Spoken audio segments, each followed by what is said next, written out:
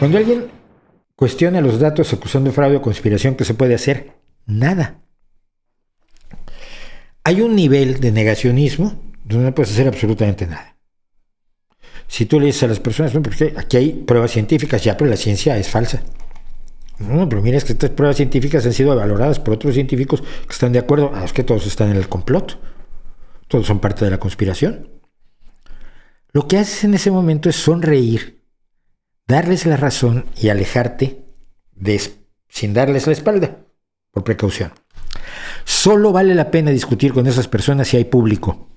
Y los puedes poner en ridículo y puedes acorralarlos y puedes demostrar lo absurdo y lo extremista, radical e irracional que es su posición.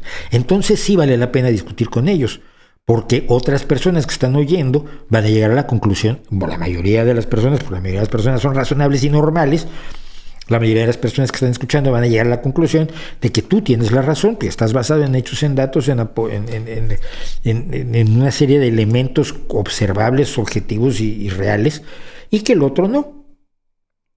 Pero si no tienes público, y esos que te llegan a tu cuenta de Twitter, es que las vacunas no hicieron, y todos ustedes están pagados por George Soros, bloqueas y ya. No le dediques tiempo, no pierdas tiempo con ellos, como yo con el que acaba de meterse aquí a ver si lograba promover su idea, pues lo dejé fuera.